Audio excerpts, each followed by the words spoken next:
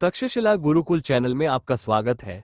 अगर आपने अभी तक हमारे चैनल को सब्सक्राइब नहीं किया है तो कृपया तुरंत सब्सक्राइब करें, घंटी का बटन दबाएं और अपनी टिप्पणियां और प्रतिक्रियाएं लिखें। अपने दोस्तों के साथ ज्यादा से ज्यादा शेयर करें। हम ऑनलाइन कुंडलिनी राजयोग दीक्षा और 6 महीने में कुंडली सक्रियण प्रदान करते हैं। 17 भक्ति योग निर्देश। व्याघ्रवासन ने नंद को बताया कि उसके मन में एक हृदय विदारक भावना है और उन्होंने उसे वेद दग्ध के भीतर भक्ति योग की शिक्षा दी। बाघ की खाल पहने शिव ने अपने पुत्र षण्मुख की ओर हाथ बढ़ाया और उसे वेद के शीर्ष पर स्थित भक्ति योग बताया। षण्मुख ने भयभीत होकर हाथ जोड़े और भय और भक्ति में नंजुंडेश्वर को प्रणाम करते हुए कहा, कंजारिधर चंद्रधर, मुझे भक्ति योग बताए। मैं आपसे, देवों के देव, पूछने से डरता हूँ। ये कहकर शिव ने कंस से कहा, तुम मुक्ति की इच्छा से क्यों डरते हो? जिसे गंदगी की गंध आती है उससे डरना चाहिए, और जो ब्रह्मांड का स्वामी है उससे तुम्हें क्यों डरना चाहिए? तुम जो चाहो पूछो और मैं तुम्हें वह बता दूंगा। हे तरला, जो लोग सिद्धांतों से विमुख हैं, जो कर्म में तत्पर हैं, जो पूर्वकाल से सिद्धांतों को सुनते हैं तथा जो उनसे विमुख दुष्ट हैं, उनसे यह बात कहना उचित नहीं है। भक्ति क्या है? जो पूर्वोक्त योगों के द्वारा ब्रह्म की उपासना करता है वह स्वयं ब्रह्म हो जाता है। यद्यपि आरंभ में भक्त धर्म के मार्ग में भेद प्रकट कर सकता है, परंतु जो भक्त कीड़े के न्याय की भांति ब्रह्म की उपासना करता है वह अंत में भक्ति के द्वारा शुद्ध स्वरूप को प्राप्त होता है। 4 निरंतर मेरा नाम जपना और मेरे श्रेष्ठ गुणों का गुणगान करना, मेरी कथा सुनना और उसका ध्यान करना, मेरी छवि में मेरी पूजा करना और मुझे माता के समान समझना, ये भक्ति कहलाती है। जो कुछ मुझे अर्पित किया जाता है, जो मेरी छवि का ध्यान करते हुए भोगा जाता है, जो उस सुख में विस्मृत हो जाता है और जो आनंद के आंसुओं से बहाया जाता है, जो मेरे पुरुषत्व का वर्णन सुनने वाले भक्तों की संगति में होता है, उसे ही भक्ति कहते हैं। 6 भक्ति योग। यह मोक्ष प्राप्ति का उपाय है। इस योग के लिए व्यक्ति को 8 अंगों को प्राप्त करना होगा। वे हैं यम, नियम, आसन, प्राणायाम, प्रत्याहार, ध्यान, धारणा और समाधि। भक्ति योग वह है जब साधक पुरुष वीर बन जाता है, किसी भी चीज के बारे में नहीं सोचता, आसक्ति से मुक्त होता है और हर चीज से संतुष्ट रहता है। ये सुख की फसल है, अमृत की फसल है, प्राप्त करने योग्य घर है, स्वाद लेने योग्य संतोष का फल है। भक्ति योग खोए हुए के आनंद का मार्ग है। सिंधु, बोधरसालरी और वेदशिरा में भक्ति की पराकाष्ठा प्रकट हुई है। हे दुर्गिनंद, विश्वास करो कि भक्ति योग महान मुक्ति का स्रोत है। व्यक्ति को ज्ञान, अहिंसा और वैराग्य के 4 साधनों को अपनाना चाहिए। शुरुआत में व्यक्ति को यम नियमों का पालन करना चाहिए और 8 योगों का अभ्यास करना चाहिए। गुरु की कृपा से व्यक्ति को मुक्ति का मार्ग अपनाना चाहिए। तर्कों का सामना करते हुए व्यक्ति को चुप रहना चाहिए। उस ज्ञान के साथ व्यक्ति को एकांत में रहना चाहिए। सिद्ध पद्मासन में बैठकर नेत्र बंद करके हृदय में पंचमुखी परमात्मा का स्मरण करना चाहिए।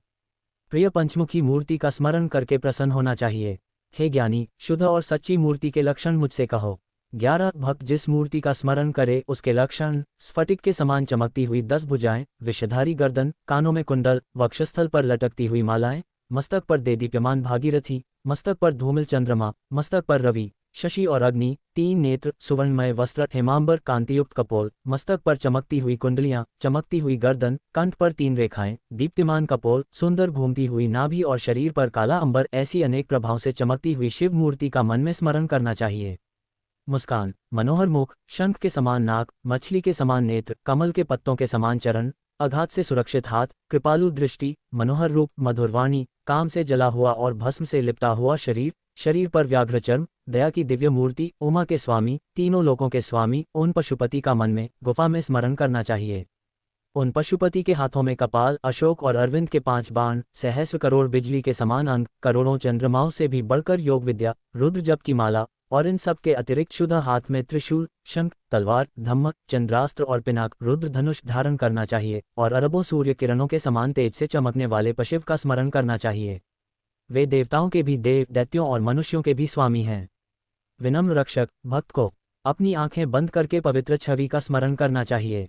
भगवान की शुभ छवि की निरंतर स्तुति करनी चाहिए, जिनके आधे बंद नेत्र हैं, जो दया का अमृत बहाते हैं, जो मुस्कान के निर्माण के सिद्धांत की शिक्षा के मूर्त रूप हैं, जो योगियों की इच्छा के लिए स्वप्न के वृक्ष के समान हैं।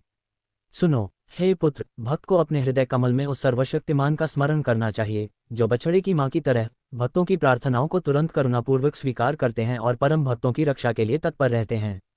22 ध्यान और धारण का फल। इस आनंदमय एकांत में मंगल मोहन की छवि का चिंतन करने से भक्त की बाहरी चिंताएं ध्यान की शक्ति से दूर हो जाती हैं और हृदय में अनंत आनंद बना रहता है। ऐसे सुख में बंद भक्त को जन्म और मृत्यु का दुख कैसे हो सकता है। हे गुफा, अब उस सुख को सुनो जो धारण के बलिदान के रूप में बाहरी वस्तुओं के बिना भोगा जाता है।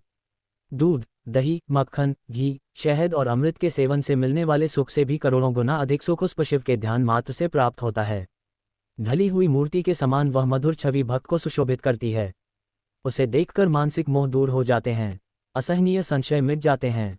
जैसे मोहरूपी वृक्ष पुष्प की सुगंध से बाह्य जगत को भूल जाता है, वैसे ही शिव के चरणों के भक्ति रस में लीन महापुरुष सांसारिक अनित्य सुखों से मोहित नहीं होता। हे पुत्र, मैं परमात्मा हूँ। स्कंद और स्कंदवाणी के तेज से नाना प्रकार से मेरे शुद्ध रूप का वर्णन करते हैं। मैं रुद्र हूँ और पंचमुखी वस्त्र धारण करके पृथ्वी पर अवतरित होता हूँ।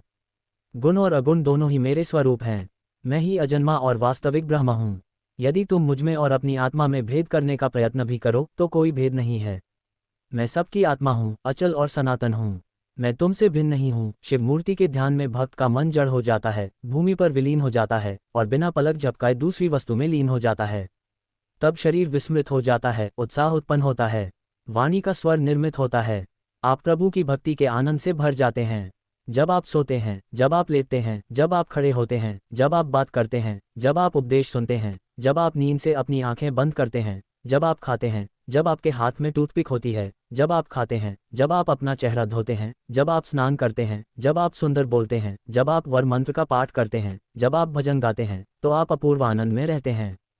जब आप जागरूकता के पेड़ों में खड़े होते हैं, जब आप आगे बढ़ते हैं, जब आप खेलते हैं, जब आप चीज़ों को देखते हैं, जब आप डरते हैं, जब आप डरते हैं, जब आप डरते हैं, जब आप आग में होते हैं, जब आप हवा में होते हैं, जब आप हवा में होते हैं, सूरज की गर्मी में, बारिश, कोहरे, दुनिया के आनंद में, बीमारी के दर्द में, मृत्यु के समय, योग के अभ्यास में, शिव के रूप का ध्यान करें जो जन्म और मृत्यु से मुक्त है।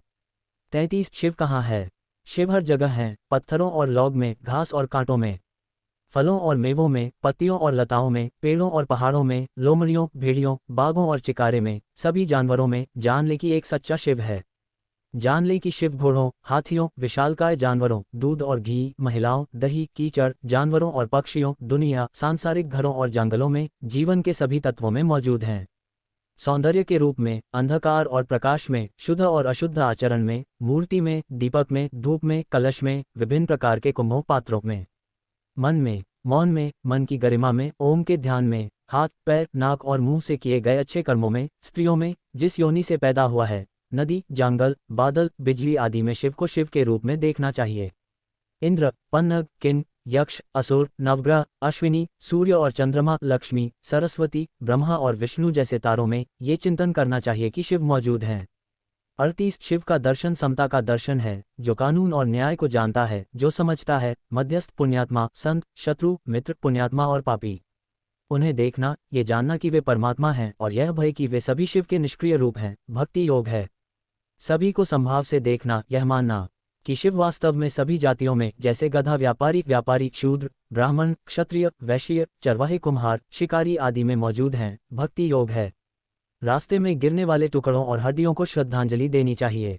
गधे, कुत्ते, सुअर और कीड़ों को प्रणाम करना चाहिए। ये जानना चाहिए कि जब कोई जानवर सड़क पर आता है तो वह जानवर का मालिक होता है और उसे प्रणाम करना चाहिए। बहस करने वाले को भूल जाना चाहिए।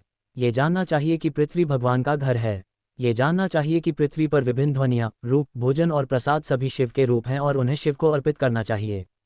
मन को किसी अन्य चीज में स्थिर नहीं करना चाहिए और दिन रात शिव में स्थिर रहना चाहिए। ये जानकर कि भीतर और बाहर जो कुछ भी दिखाई देता है वह सर्वोच्च है और भक्ति की सारथी में लीन है, भक्त मदमस्त हो जाता है। योगी प्रतिदिन मूर्ति का ध्यान करता है, जिससे वही मूर्ति भीतर और बाहर प्रकट होती है। वह मूर्ति कैसी है? चमकती हुई 10 भुजाओं वाली, चमकते हुए गालों वाली, माथे पर आंखें, धूली सा रंग, गले में गोल माला और जांघों पर पार्वती। योगी उसकी चमक से शुभ मूर्ति को देख सकते हैं। भक्त की स्थिति, मूल छंद, शरीर की चिंताओं को भूलकर शरीर के चरणों में खड़ा, बेल, वह चरण सरोजा देवतया रस दिलोल्यादि महाभव भय गायब हो गया है। वह रोग नेत्रवु तारांकन बिना किसी संदेह के शिव स्वयं है ही। 46 दो आत्मा की छवि को देखकर शरीर भूल गया है। वह एक मूर्ति के रूप में चमकता है जिसकी पूजा की जा रही है। छवि आनंद की स्थिति में है, वह शिव की उपस्थिति में है। वह फिर से शिक्षा के आनंद में विचरण करता है। 47 दो उसे देखकर वह पूछता है, पुत्र का भय कहाँ है? फिर अज्ञानी मूर्ख सत्य को नहीं जानते। वह उसे नित्य सुंदर देखता है, वह संसार को मोह का संसार देखता है, वह सत्य को शिव समान देखता है, इसलिए उसे काल का भय नहीं रहता। मेरे भक्त तीनों लोकों में अद्वितीय हैं। शिव भक्त स्वयं को मृत्यु के लिए मृत्यु और यम के लिए यम के रूप में सुशोभित करते हैं। इसे मेरे ध्यान की शक्ति जानो। हे कार्तिकेय, मेरे भक्त जो अपने माता पिता और भाई बहनों और खरीदी गई वस्तुओं को त्याग देते हैं, अपनी पादुकाओं में मेरा चित्र रखते हैं और केवल मुझ पर भरोसा करते हैं, मैं ऐसे भक्तों को कभी नहीं त्याग सकता। यदि मैं अपने भक्त को एक बार याद करता हूँ तो मैं उसे 1000 बार याद करता हूँ। मैं उन पर अपना जीवन लगाता हूँ, मैं बिना किसी अंतर के लौटूंगा, मैं उनकी पीठ पर लौटूंगा। वे जहाँ खड़े हैं वहीं खड़े रहते हैं, मैं जहाँ बैठा हूँ वहीं बैठा हूँ। मैं निरंतर अपने भक्तों की प्रतीक्षा करता रहता हूँ। यदि उन्हें डांटा जाता है तो ऐसा लगता है जैसे उन्हें डांटा गया हो, यदि उनकी प्रशंसा की जाती है तो ऐसा लगता है जैसे वे मुझसे लिप गए हों। उनका सुख मेरा सुख है, उनका दुख मेरा दुख है। मेरे भक्त मेरी आत्मा हैं। वास्तव में मैं ही वह हूँ जो भक्तों के लिए उसी प्रकार कष्ट सहती हूँ जैसे माता अपने बच्चे के लिए सहती है, और मैं उनके कल्याण के लिए चिंतित हूँ। हे कार्तिकेय, मेरे भक्त मनुष्यों से विनम्रता से बात करते हैं, क्योंकि सभी प्राणी यह जानकर प्रसन्न होते हैं कि वे मेरे ही रूप हैं।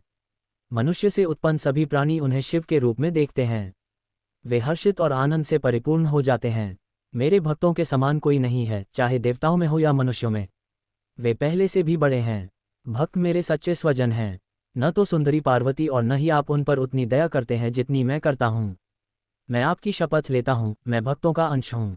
56 भक्तों को नमस्कार करो, गाली मत दो। अज्ञानी लोग शिव के भक्तों को गाली देते हैं और वे अपने कुल सहित नरक में गिरेंगे। वे लाखों वर्षों तक नरक में स्नान करेंगे, फिर वे राक्षसों की योनि में जन्म लेंगे। जब तक वे अपने भक्तों की कृपा के अधीन नहीं हो जाते तब तक वे अपने पापों का नाश करेंगे। हे पुत्र, उन भक्तों को जन्म मृत्यु का भय कहाँ है जो मुझ में लीन हो गए हैं। वे भवसागर को पार कर मुझ में एक हो जाएंगे। शिव में विश्वास करने वाले और शिव के स्वयं अवतार बनने वाले भक्त यदि लाखों वर्षों तक भी रहें तो भी उन्हें कोई हानि नहीं होगी। भक्त कभी कालक्षीण वस्तु नहीं होता। हे गुफा, मैं उन लोगों को यम को सौंप दूंगा जिन्होंने मेरे भक्तों का अपमान किया है। मैं उनकी पीठ फाड़ दूंगा। अपमान करने वाले जीवन के भागीदार बनेंगे। यदि मैं अपने भक्तों का अभिवादन करूं, उन्हें स्पर्श करूं और उन्हें भोजन कराऊं तो मैं तृप्त हो जाऊंगा। फिर ऐसी तृप्ति योग के किसी अन्य रूप से प्राप्त नहीं हो सकती। मैं सभी शरीरों में शरीर हूँ। मैं इंद्रिय समूह की चेतना हूँ। अपनी चेतना को भूलकर मैं कल्पना करता हूँ कि मैं एक जड़ मूर्ति में हूँ और मैं इसे खाऊंगा, कहूँगा खाओ खाओ। मेरी अमूर्त चेतना एक गरीब आदमी के पेट में भूख के रूप में है। जब कोई पुकार उठता है मुझे खिलाओ, तो क्या वह उस शब्द को नहीं सुनता बल्कि एक पत्थर के देवता को खिलाता है। अज्ञानी लोग यज्ञ के दौरान अग्नि में घी डालते हैं, इसे राख में डालने का क्या परिणाम है। इसी तरह सभी शरीर अच्छी तरह से पोषित हैं और निर्जीव वस्तुओं में अपना समय बिताने का क्या परिणाम है। मैं उन लोगों को मूर्ख कहता हूँ जो मुझे मेरे भक्तों से अलग करते हैं। शिव कैसे संतुष्ट हो सकते हैं। हे गुफा, मैं स्वाभाविक रूप से सभी माधुर्य से भरा हुआ हूँ। मैं इंद्रियों को जो भी प्रसाद दिया जाता है उसे खाऊंगा। लेकिन खाने वालों के लिए सबसे अच्छा शरीर क्या है? क्या यह उन भक्तों का चेहरा नहीं है जिन्होंने मुझ पर भरोसा किया है? वह भोजन क्या है जो भक्तों के चेहरों से खाया जाता है? क्योंकि मैं ही वे हूँ। हे शरणागत सुहृदय पुरुषों, आपके दिव्य चरण सुंदर हैं। सच्चे गुण पशु अर्थात पक्षी और जीव जंतु, पत्थर आदि वनस्पतियों से बढ़कर हैं। मनुष्य पशुओं से बढ़कर हैं। उन मनुष्यों के 4 वर्ण हैं। चारों वर्णों में द्विज गृहस्थ अधिक है।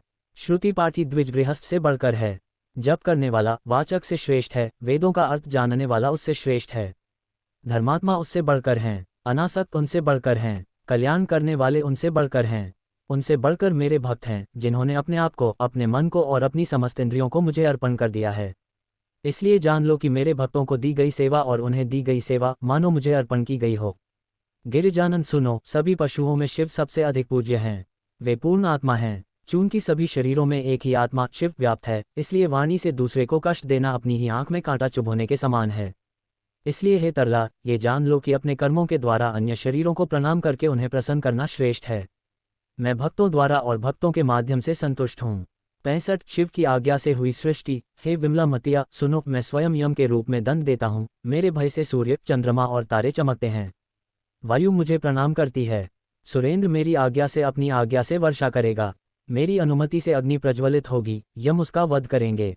जैसा कि मैंने कहा है, ब्रह्मा सृजन करने का प्रयास करेंगे, विष्णु देखेंगे और मेरे भय से संसार प्रलय के जल में नहीं डूबेगा। मेरा भय सभी के लिए है। केवल मेरे भक्तों को ये भय नहीं है कि वे आगे हैं। मैं उनसे डरता हूँ। भक्त मुझमें स्थित अमरता के ध्यान की शक्ति से मुझ पर भरोसा करेंगे। मेरी तृणका उन लोगों के समान है जो नक्षत्रों के लिए बलवान हैं। 68 भक्ति के नए प्रकार। हे सैनिक, ज्ञानयोग की प्राप्ति के लिए 9 प्रकार की भक्ति है। पुण्यात्मा इसे जानकर सुखी होंगे। मैं तुम्हें बिना किसी संदेह के बताता हूँ। सुनो, सात्वदी के 3 गुण हैं। उन्होंने कहा है कि भक्ति 3 प्रकार की होती है, ये निम्न, मध्यम और उच्च हैं। हिंसा, क्रोध आदि गुणों को मन में धारण करके बाह्य रूप से मूर्तियों की पूजा करना तामसी भक्ति कहलाती है। प्रबल अभिमान के साथ पूजा सेवा करना तामसी भक्ति है। और ईर्ष्या के साथ पूजा सेवा करना कामसोतम भक्ति है। भौतिक सुखों की इच्छा से पूजा करना राजसदमा भक्ति है। सिद्धियों का भरोसा करके पूजा करना राजसदमा भक्ति है। सिद्धियों के साथ पूजा करना राजसदमा भक्ति और महान धन है, और पूजा जाना राजसोतम भक्ति है। फिर सार में 3 प्रकार की भक्ति कही गई है। हे भगवान, मेरे जन्म जन्मांतर के पापों का नाश करने वाला आपके अतिरिक्त अन्य कोई नहीं है। आप ही मेरे पापों को धोकर मेरा उद्धार कर सकते हैं। ऐसा कहकर मेरी शिव की आराधना करना सात्विक भक्ति है। अपने समस्त कर्मों के फलों को मेरे चरणों में अर्पित करना और मन को मुझमें स्थिर रखना सात्विक माध्यम है। शिव ही मेरे प्राण रक्षक हैं, ऐसा जानना तथा शुद्ध एवं पवित्र मुझ शिव की भक्ति के मार्ग का अनुसरण करना तथा बिना किसी भेदभाव के समस्त कर्तव्यों को मेरा शिव का समझना सात्विक उत्तम भक्ति है। 73 निर्गुण भक्ति। पुत्र सुनो, अपने मन और इंद्रियों को शिव को अर्पण करना, अपने हाथ पैर और नेत्रों को अपना न मानकर शिव की ही इंद्रियां हैं, ऐसा निश्चय करना और खुले में बिना किसी संगति के अकेले खड़े होकर आनंदित होना। भक्ति ही शुद्ध भक्ति है। हे भगवान के पुत्र, शुद्ध भक्त अन्य किसी वस्तु की इच्छा नहीं करते। यदि मैं उन्हें 4 पद भी दे दूं तो वे कहेंगे मैं आनंद का शाश्वत स्रोत हूं, और वे सुखों की सेवा में खो जाएंगे। पुरुषों के लिए इच्छा के साथ भगवान की पूजा करना स्वाभाविक है, लेकिन खुद में किसी भी इच्छा के बिना पूजा करने के बारे में क्या आप पूछ सकते हैं? केवल अगर वे निष्काम भाव से पूजा करते हैं तो वे परम वस्तु को प्राप्त करेंगे। भक्त मोक्ष के लिए मेरी पूजा सेवा करेंगे। इसे वासना रहित सेवा कहा जाता है। हे भगवान के पुत्र, 2 प्रकार की अविभाज्य भक्ति है। एक है छवि बिगड़ा हुआ, दूसरा है शुद्ध अशुद्ध। ये श्रुति गणित है। छवि बिगड़ा हुआ तब होता है जब भक्त मेरे सिर की सुंदरता को जानता है। स्वयं और दूसरों दोनों को भूलकर जो अपने वास्तविक स्वरूप को जान लेता है वह शुद्ध परोक्ता है। जो छवि से परे है उसे भक्ति योग कहा जाता है। जैसा मैंने कहा है, इस योग को प्राप्त करो। इसके लिए तैयार होने के लिए आप 1000 सूर्यों की चमक के बराबर खुशी से चमकेंगे, लेकिन शुद्धापरोक्ष से तुम जीवन मुक्त हो जाओगे। पहले मैं तुम्हें भक्ति योग समझाने और फिर निर्गुण योग समझाने की प्रक्रिया का एक उदाहरण बताता हूँ। यदि तुम आकाश में अरुंधति तारा दिखाना चाहते हो तो पहले उसके पास एक बड़ा तारा दिखाओ। यदि तुम अरुंधति को पहले दिखाओगे तो उसका चिन्ह दर्शक को दिखाई नहीं देगा। इसी प्रकार निर्गुण योग में जो स्वयं शिव हैं, साधक का लक्ष्य एक बार में नहीं रुकता। इसलिए भक्ति योग को पहले मन से प्राप्त करना चाहिए। ये योग पुण्यात्माओं को प्राप्त होता है। अच्छे लोग सुनते और पढ़ते हैं। जिन्होंने इस योग की शक्ति से स्वरूप का ज्ञान प्राप्त कर लिया है वे संसार से बहुत दूर हो जाएंगे। कोई भी पुण्यात्मा इसे सुनकर शिव के चरणों में रुककर चिंतन करेगा। यही सत्य है। सत्य वचन में कोई अंतर नहीं है। 81 यदि तुम प्रणाम करोगे तो प्रसन्न होगे, यदि नहीं करोगे तो लज्जित होगे। वे केवल स्वादिष्ट भोजन के स्वाद और सुखों की सराहना करेंगे। इंद्रियां मधुर वचन बोलेंगी, ब्रह्मभक्तों की निंदा करेंगी। ऐसे नीच अधिकारी को ये बात बताना उचित नहीं है। जब चंद्रशेखर ने इस प्रकार उपदेश दिया तो प्रसन्नता से परिपूर्ण वह गुफा ज्ञानरूपी चंद्रमा के समान प्रकाशित हो उठी। उनके नेत्रों से आनंद के आंसू बहने लगे। इंदुधर को देखकर उनके नेत्र बंद हो गए। फिर उन्होंने हृदय में श्री चिदानंदात्मा गुरुवर का ध्यान किया। 83